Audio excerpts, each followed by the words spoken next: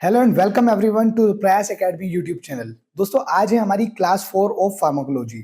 जिन दोस्तों ने हमारी पुरानी क्लासेस नहीं देखी है वो जाकर चेकआउट कर सकते हैं, क्योंकि भाई बेसिक्स वहां पर क्लियर कर चुका हूं। आज हम पढ़ने वाले हैं क्लासिफिकेशन ऑफ एंटीबायोटिक्स। तो मेक श्योर कि आपके पास में पेन और पेपर हो, क्योंकि मैं डिटेल्ड में नोट्स भी प्रोवाइड करने वाला हूं।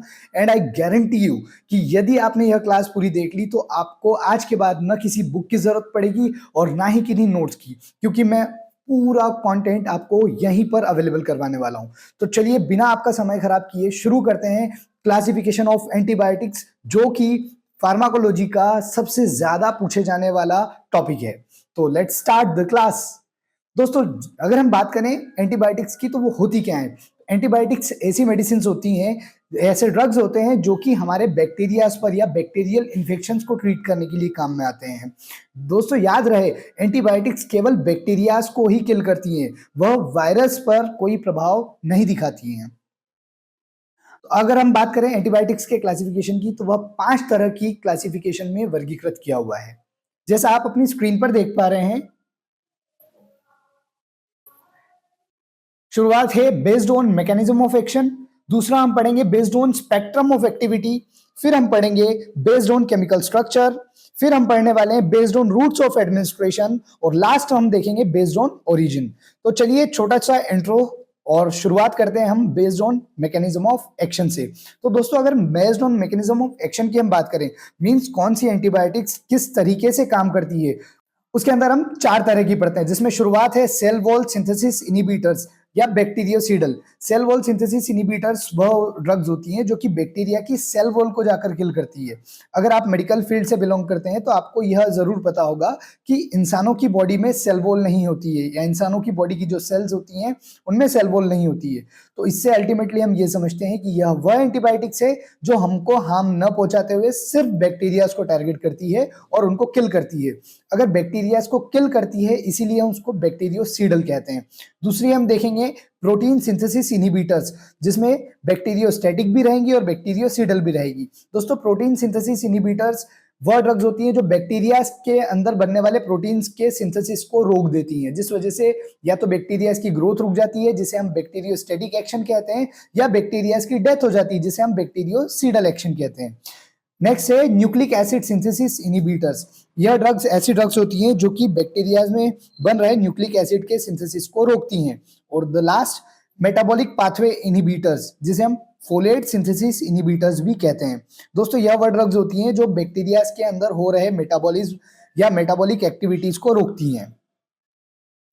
दोस्तों सेल वॉल इनिबिटर्स या सेल वॉल सिंथेसिस इनिबिटर्स में हम पढ़ेंगे बीटा लैक्टम एंटीबायोटिक्स और ग्लाइकोपेप्टाइड्स, और प्रोटीन सिंथेसिस इनिबिटर्स में हम पढ़ेंगे 30S राइबोसोम इनिबिटर्स और 50S राइबोसोम इनिबिटर्स। वहीं न्यूक्लिक एसिड सिंथेसिस में हम पढ़ेंगे डीएनए गायरेज या टोपो आइसोमरेज इनिबिटर्स या फिर आरएनए पॉलीमरेज इनिबिटर्स। और मेटाबॉलिक पाथवे इनिबिटर्स में हम देखेंगे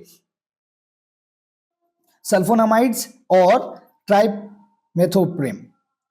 चलिए शुरुआत करते हैं हम लोग based on mechanism of action से, और उसके अंदर हम देखेंगे सेल वॉल सिंथेसिस इनिबिटर्स या बैक्टीरियोसीडल कौन कौन सी ड्रग्स हैं। दोस्तों इसमें बीटा लैक्टम से एंटीबायोटिक्स पढ़ते हैं, और बीटा लैक्टम के एग्जांपल हैं पेनिसिलिन, सिफालोस्पोरिन, कार्बापेनेम्स और मोनोबैक्टेम्स। पेनिसिलिन के अंदर हम देखते हैं एम्पिसिलिन, एमोक्सिसिलिन और बेंजाइल पेनिसिलिन को। वहीं सिफालोस्पोरिन में हम देखते हैं सेफ्ट्रिएक्सोन, सेफिक्सिम और सिफोटेक्सिम। वहीं कार्बापेनेम्स में हम पढ़ते हैं मेरोपेनेम और इमीपेनेम। वहीं मोनोबैक्टेम्स में हम देखते हैं एस्ट्रियोनम। वहीं अब ग्लाइकोपेप्टाइड्स के एग्जांपल देखें हम तो वेंकोमाइसिन और टेकोप्लानिन। चलिए नेक्स्ट हम पढ़ेंगे प्रोटीन सिंथेसिस इनिबिटर्स या बैक्टीरियोस्टैटिक या बैक्टीरियोसीडल। तो इसके अंदर हम देखते हैं 30S राइबोसोम इनिबिटर्स और 50S राइबोसोम इनिबिटर्स। तो 30S राइबोसोम इनिबिटर्स में हम पढ़ेंगे एमिनोग्लाइकोसाइड्स, जिसमें हम जेंटामाइसिन, अमिकासिन और टोब्रामाइसिन को देखते हैं, जो कि बैक्टीरियोसीडल एक्शन शो करते हैं, यानी यह बैक्टीरियाज को किल करते हैं। वहीं टेट्रासाइक्लिन जैसे डॉक्सीसाइक्लिन हुआ, मिनोसाइक्लिन हुआ, यह बैक्टीरियोस्टैटिक एक्शन शो करते हैं। जिन दोस्तों को नहीं पता बैक्टीरियोसीडल क्या है उन्हें मैं फिर से बताना चाहता हूँ। बैक्टीरियोसीडल वह ड्रग्स होती है जो बैक्टीरियाज को किल करती है, और बैक्टीरियोस्टैटिक वह ड्रग्स होती है जो बैक्टीरिया की ग्रोथ को रोकती है। लेकिन उसे किल नहीं करती। चलिए 50S राइबोसोम में हम देखेंगे मैक्रोलीड्स, जिसमें हम एरिथ्रोमाइसिन, एजिथ्रोमाइसिन और क्लेरिथ्रोमाइसिन पढ़ते हैं, और लिंकोसैमिड्स जिसमें हम क्लिंडामाइसिन या फिर लिनोमाइसिन देखते हैं, और इसके अलावा क्लोरामफेनिकोल। चलिए नेक्स्ट अब हम बात करेंगे न्यूक्लिक एसिड सिंथेसिस इनहिबिटर्स की। दोस्तों न्यूक्लिक एसिड सिंथेसिस इनहिबिटर्स में हमने देखा था डीएनए गायरेज, जिसे हम टोपो आइसोमरेज इनहिबिटर्स भी कहते हैं, और आरएनए पॉलीमरेज इनहिबिटर्स और डीएनए डिस्रप्टिंग ड्रग्स। तो डीएनए गायरेज में हम देखेंगे फ्लोरोक्विनोलोन्स, जिसका एग्जाम्पल है सिप्रोफ्लोक्सिसिन, लिवोफ्लोक्सिसिन या फिर ओफ्लोक्सिसिन। वहीं हम देखते हैं आरएनए पॉलीमरेज में रिफामाइसिन, जिसका एग्जाम्पल है रिफाम्पसिन और रिफाम्ब्यूटिन। दोस्तों रिफाम्पसिन आप एंटी ट्यूबरकुलर ड्रग्स में भी पढ़ेंगे, क्योंकि इसका एक्शन होता है ट्यूबरकुलोसिस कॉज करने वाले बैक्टीरिया को किल करना, या फिर वहां जाकर उसके न्यूक्लिक एसिड सिंथेसिस को रोकना, जिस वजह से टीबी का बैक्टीरिया माइकोबैक्टीरियम ट्यूबरकुलोसिस जल्दी से दम तोड़ देता है। चलो नेक्स्ट है नाइट्रोमिडाजोल्स, जिसके अंदर एग्जाम्पल हम पढ़ते हैं मेट्रोनिडाजोल और आपका फेवरेट टिनिडाजोल। चलिए नेक्स्ट हम पढ़ेंगे मेटाबॉलिक पाथवे इनहिबिटर्स, जिसे हम फोलेट सिंथेसिस इनहिबिटर्स भी कहते हैं। दोस्तों इसके अंदर सल्फोनामाइड्स देखते हैं हम लोग, और ट्राइमेथोप्रिम देखते हैं। सल्फोनामाइड के एग्जांपल है सल्फामेथाक्सोल, और ट्राइमेथोर्फिन का एग्जांपल है ट्राइमेथोप्रिम, जो कि अधिकतर सल्फोमेथाक्सोल एक कोट्रिमोक्साजोल के नाम की टैबलेट के रूप में आता है। चलिए नेक्स्ट हम बात करेंगे based on spectrum of activity, यानी यह एंटीबायोटिक ब्रॉड स्पेक्ट्रम है या यह एंटीबायोटिक नैरो स्पेक्ट्रम है। दोस्तों ब्रॉड स्पेक्ट्रम एंटीबायोटिक्स वो होते हैं जो कि ग्राम पॉजिटिव बैक्टीरियाज और ग्राम नेगेटिव बैक्टीरिया दोनों तरह के बैक्टीरियाज को किल करते हैं या उन पे इफेक्ट शो करते हैं। वहीं नैरो स्पेक्ट्रम एंटीबायोटिक्स सिर्फ लिमिटेड बैक्टीरियाज को किल करते हैं। जैसे ब्रॉड स्पेक्ट्रम के एग्जांपल हुए टेट्रासाइक्लिन, जिसमें डॉक्सीसाइक्लिन पढ़ेंगे, फ्लोरोक्विनोलोन्स जिसे हम सिप्रोफ्लोक्सिसिन अभी देख चुके हैं, सिफालोस्पोरिन जैसे सेफ्ट्रिएक्सोन, या फिर कार्बापेनेम्स जिसमें हम मेरोपेनेम देखते हैं। वही नैरो स्पेक्ट्रम के एग्जांपल है पेनिसिलिन जी, जो कि ग्राम पॉजिटिव बैक्टीरिया के लिए इफेक्टिव है, और वेनकोमाइसिन जो कि इफेक्टिव है एमआरएसए और ग्राम पॉजिटिव बैक्टीरियाज के लिए। चलिए नेक्स्ट हम बात करने वाले हैं बेस्ड ऑन केमिकल स्ट्रक्चर की। कोई एंटीबायोटिक है तो उसका आकार कैसा है, उसका केमिकल स्ट्रक्चर या फिर उसकी संरचना कैसी है, उसके हिसाब से हम देखेंगे बीटा लैक्टेम्स, मैक्रोलीड्स, एमिनोग्लाइकोसाइड्स, टेट्रासाइक्लिन, फ्लोरोक्विनोलोन्स और नाइट्रोमिडाजोल। बीटा लैक्टेम्स के एग्जांपल्स हैं पेनिसिलिन, सिफालोस्पोरिन, कार्बापेनेम्स और मोनोबैक्टेम्स। वहीं मैक्रोलीड्स के एग्जांपल है एरिथ्रोमाइसिन, एजिथ्रोमाइसिन। एमिनोग्लाइकोसाइड्स के एग्जांपल है जेंटामाइसिन, अमिकासिन, और टेट्रासाइक्लिन के एग्जांपल्स हैं डॉक्सीसाइक्लिन, मिनोसाइक्लिन, और बाकी तो आप अपनी स्क्रीन पर देख ही पा रहे होंगे।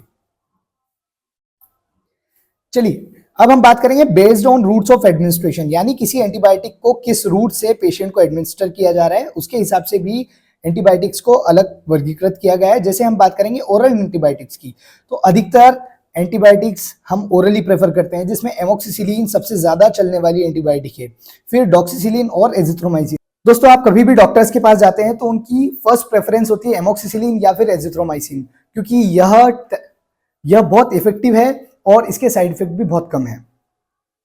दूसरा है आईवी एंटीबायोटिक्स। यदि आप हॉस्पिटलाइज्ड हैं या फिर आप भर्ती हैं तो अधिकतर हॉस्पिटल्स में आपको बॉटल्स लगाई जाती हैं। उन बॉटल्स के अंदर छोड़ी जाने वाली एंटीबायोटिक्स कहलाती है इंट्रावीनस एंटीबायोटिक्स, जिसका एग्जांपल है सेफ्ट्रिएक्सोन या वेनकोमाइसिन या फिर मेरोपेनेम। और टॉपिकल एंटीबायोटिक्स जैसे आप क्रीम के फॉर्म में यूज करते हैं, म्यूपिरसिन हुआ, फिसिडिक एसिड हुआ इत्यादि। और लास्ट में हम बात करेंगे बेस्ड ऑन ओरिजिन की यह एंटीबायोटिक की उत्पत्ति कहां से हुई है। दोस्तों उसमें हम देखेंगे नेचुरल एंटीबायोटिक्स जो कि माइक्रो ऑर्गेनिज्म से हमको मिलते हैं, यानी सूक्ष्म जीव से यदि हम कोई एंटीबायोटिक डायरेक्ट लेते हैं उसे हम नेचुरल एंटीबायोटिक कहते हैं। और उसका सबसे बेस्ट एग्जांपल है पेनिसिलिन, जो कि पेनिसिलम मोल्ड से हमको मिलती है। दूसरा है स्ट्रेप्टोमाइसिन, जो कि स्ट्रेप्टोमाइसिस बैक्टीरिया से मिलती है। वहीं सेमी सिंथेटिक एंटीबायोटिक्स वह एंटीबायोटिक्स होती है जिसे हम प्राप्त तो नेचुरल सोर्स से करते हैं लेकिन उसको मॉडिफाई करके यूज करते हैं, फॉर एग्जांपल एमोक्सिसिलिन और सेफ्ट्रिएक्सोन। और finally last synthetic antibiotics. Synthetic antibiotics को हम कंप्लीटली मैन मेड एंटीबायोटिक्स कहते हैं, जिसका एग्जांपल है फ्लोरोक्विनोलोन्स और सल्फोनामाइड्स। दोस्तों सिंथेटिक एंटीबायोटिक्स वह एंटीबायोटिक्स होती हैं जिसको हम आर्टिफिशियली लैब में बनाते हैं। तो यह थी एक छोटी सी लेकिन दमदार और इंफॉर्मेटिव क्लास। आपको यह क्लास कैसी लगी है कमेंट बॉक्स में कमेंट करके जरूर बताएं। अपने दोस्तों के साथ जरूर शेयर करें, क्योंकि फार्माकोलॉजी को मैं बेसिक से एडवांस तक लेकर जाने वाला हूं और बहुत इजीली और बहुत ही कंसाइज वे में मैं आपको नोट्स प्रोवाइड करने वाला हूं। तो शेयर कर दो अपने दोस्तों को, जो चाहे पैरामेडिकल से हो, चाहे नर्सिंग से हो, या चाहे मेडिकल फील्ड से हो, क्योंकि फार्माकोलॉजी हर जगह सेम है। आई होप यह वीडियो आपको पसंद आया हो। अगर अच्छा लगा तो अपने दोस्तों के साथ शेयर जरूर कर देना यार, और हमें हमारी वीडियोस को लाइक करना, जिससे हमको एक मोटिवेशन मिलता है नई वीडियो बनाने के लिए। Till that, stay educated, stay healthy. I will see you in the next class. Thank you everyone for supporting us.